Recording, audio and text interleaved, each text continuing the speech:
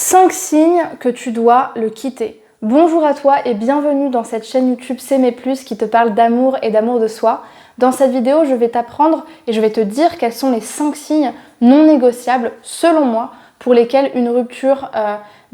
arrive au bon moment et où il est bon justement de se dire là, à ce moment-là, c'est écologique pour moi et pour mon évolution future de quitter cette personne-là. Mais avant de commencer cette vidéo, je vais me présenter. Je m'appelle Chloé Mercart. Je suis ta coach en amour et en amour de toi, spécialiste dans la dépendance affective et dans le renforcement de l'estime de soi. En 2019, j'ai créé S'aimer plus afin de t'apprendre à t'aimer et à te choisir quotidiennement pour toi-même et dans tes relations amoureuses afin que tu puisses vivre une histoire d'amour fabuleuse, sensationnelle, profonde mais surtout sereine et saine pour toi. Donc si ce n'est pas déjà fait, je t'invite dès à présent à t'abonner à la chaîne YouTube en cliquant sur le bouton s'abonner en rouge en bas à droite de la vidéo pour découvrir toutes mes prochaines vidéos et pour surtout faire partie de cette communauté toujours plus grandissante. J'ai également mis en œuvre pour toi une formation spéciale offerte qui s'appelle « Incarner la femme sensationnelle, lumineuse et unique qui l'épousera ». C'est pour toutes les célibataires qui veulent renforcer leur estime de soi pour trouver l'amour justement. Et pour avoir accès à cette formation offerte, tu peux te rendre dans la description de cette vidéo, de chercher le lien dans les premiers liens dont le titre correspond, donc le lien accéder à la formation offerte. Tu t'inscris avec ton nom et ton adresse mail et ensuite tu reçois très facilement cette formation-là dans ta boîte mail. Donc on continue tout de suite avec les 5 signes que tu dois le quitter. C'est parti avec la suite de cette vidéo. Donc le premier signe pour lequel selon moi il est bon de quitter quelqu'un et que c'est le bon moment justement, c'est quand tu te rends compte que tu es dans une relation pansement, c'est-à-dire une relation, ce que j'appelle une coquille vide relationnelle, une relation qui n'est là que pour te sécuriser, dans laquelle finalement tu sais très bien au fond de toi que tu ressens rien pour cette personne,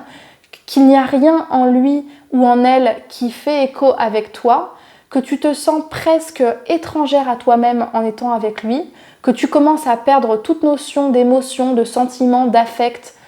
Tu ne sais même plus où te donner de la tête parce que tu ne sais plus ce que c'est qu'aimer quelqu'un tellement tu t'es menti pendant longtemps. Tu te retrouves avec lui dans des moments à deux où tu ne sais pas quoi dire, où tu as l'impression de perdre ton temps et en même temps tu as tellement peur d'être seule que tu ne sais pas quoi faire. Bref, tu te sens complètement morcelée dans cette relation et finalement cette relation elle est là simplement pour te sécuriser et faire le tampon face à ta peur de la solitude. Si tu veux vivre une belle histoire d'amour et que tout ce que tu veux c'est vivre une aventure profonde et être aimé passionnément pour ce que tu es, et ça passe aussi par l'amour de soi et par le fait de se dire à un moment donné, j'ai peut-être pas forcément envie que ma vie ce soit que des choix par dépit, que des choix par habitude et que des choix pour étouffer la peur, comme si on se disait que vivre une relation morte, forcément ça nous rendrait heureux, alors que c'est pas du tout le cas et au contraire ça nous étouffe. Donc selon moi, c'est un des signes pour lesquels si tu as envie d'avancer dans ta vie sentimentale et personnelle, ça va t'apporter énormément en termes d'expérience, d'apprentissage que de quitter quelqu'un et de délivrer quelqu'un pour qui tu ne ressens rien.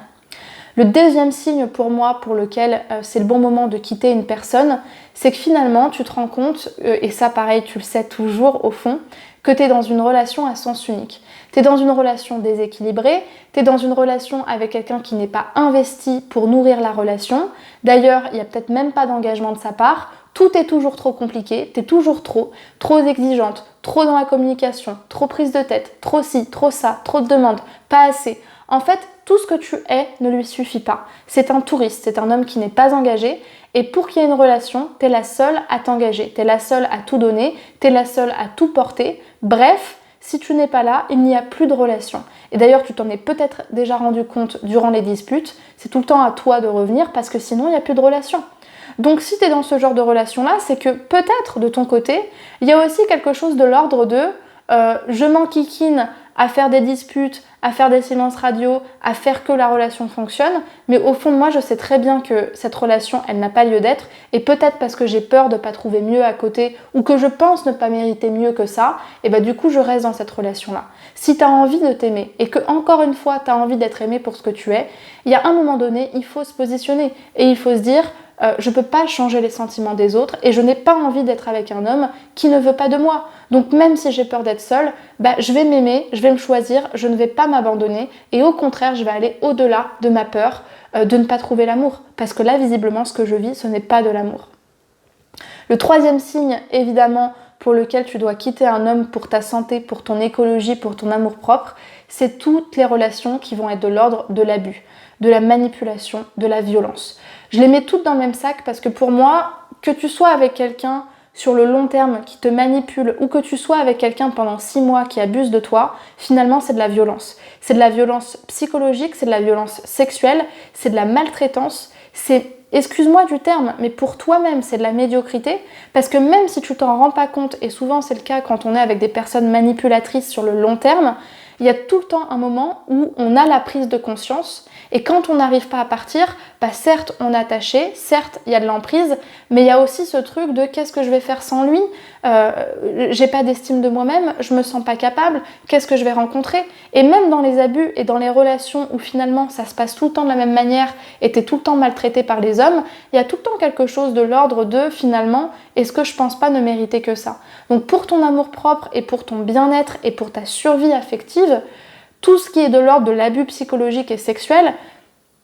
quelqu'un qui te met la pression pour que tu couches avec lui alors que tu es jeune ou pas d'ailleurs, alors que tu n'as pas envie, alors que finalement il te fait des remarques sur la manière dont tu es habillé, voire il est violent avec toi verbalement, tout ce qui est de l'ordre de la dévalorisation, ce n'est pas de l'amour, c'est tout sauf de l'amour. C'est peut-être de la passion amoureuse, c'est tout ce que tu veux mais c'est pas de l'amour. Et si tu as envie d'être aimé et que tu crois que l'amour existe, même si tu n'y crois pas pour toi, tu te dois pour toi de partir. Parce que le changement, il n'est pas dans cette relation et c'est pas en restant finalement effrayé dans ça que tu pourras te sauver et que tu pourras t'aimer. Je sais que c'est très difficile, il y a tout un chemin à faire vis-à-vis de ça, mais ne serait-ce que si tu as le déclic de te dire « ça c'est pas de l'amour », c'est déjà un premier pas. La quatrième raison pour laquelle pour moi c'est le bon moment de partir, c'est finalement quand tu te rends compte qu'il y a de l'amour, mais les projets sont tellement divergents, il n'y a pas de projet commun de couple en fait. On est bien ensemble, mais on s'aime pas de manière à avoir un projet de couple ensemble avec nos projets de vie qui puissent se coordonner. On n'a pas spécialement envie, ou lui ou moi, ou tous les deux, de finalement faire des concessions sur nos objectifs, sur où on veut habiter, sur quand, comment, quoi, pourquoi, pour finalement pouvoir être ensemble sur le long terme. Et quand tu es bien avec quelqu'un, mais que finalement lui ou toi ou les deux, vous divergez totalement sur vos projets de vie et que vous n'êtes pas capable finalement de construire un vrai projet de couple et que c'est ce que tu veux, ça peut être le bon moment de te dire est-ce que j'ai envie de rester dans cette relation et si je ne suis pas prête à faire les concessions qu'il faut ou les choix qu'il faut, peut-être que c'est le moment d'en discuter ou de partir. Et enfin, le cinquième signe pour lequel c'est le moment pour quitter quelqu'un, pour te délivrer et pour être intègre envers toi, c'est quand finalement tu te rends compte que tu n'as plus de sentiments pour cette personne, que ce soit parce que vous avez vécu des crises relationnelles beaucoup trop fortes, de l'infidélité, de la distance, une nouvelle prise de conscience, un nouveau chemin de vie qui s'ouvre à toi, une nouvelle rencontre amoureuse. Pour moi, c'est exactement la même chose parce que finalement, ce qui rentre en ligne de compte, c'est le fait que toi, t'as plus de sentiments. Et au-delà de l'attachement que tu peux ressentir pour lui, t'as plus cette envie d'aller vers lui. Donc c'est super culpabilisant parce que tu te dis mais mince, je lui ai promis fidélité, ou de toute façon ça fait des années qu'on est ensemble, on a construit tout ça, mais si t'as plus les sentiments et que t'es tout le temps en train de te forcer à base d'injonctions de il faut que pour rester dans cette relation, c'est peut-être le moment de le quitter pour te délivrer toi et pour le délivrer lui. J'espère que cette vidéo t'aura aidé, si c'est le cas n'hésite surtout pas à la commenter pour me dire quelle est ta situation, quel est ton déclic et qu'est-ce que tu vas faire, à la partager à une femme que ça pourrait aider, à liker pour soutenir mon travail et pour me dire que tu as aimé ce genre de vidéo. Et puis, à me rejoindre sur Instagram, donc mon nom c'est CMePlus, afin de bénéficier de tout le contenu que je t'offre sur cette plateforme quotidiennement. Et tu as aussi la possibilité de m'écrire en privé, donc CMePlus juste ici. À t'abonner à la chaîne YouTube évidemment pour voir toutes les prochaines vidéos. Et puis si tu souhaites être coaché par une superbe coach en amour pour justement renforcer ton estime de toi et savoir comment éclaircir ta situation sentimentale et quoi faire dans ta vie pour te recentrer sur toi, eh bien je t'invite à aller dans la description de la vidéo pour cliquer sur le lien qui correspond au bilan sentimental. C'est un bilan offert d'une 30aine de minutes dans lequel je vais parler avec toi de ta situation problématique et de quel est ton objectif afin de savoir comment tu vas pouvoir y aller avec moi. Je t'embrasse et je te dis merci pour ton attention. À très vite pour une prochaine vidéo de coaching sentimental. Au revoir.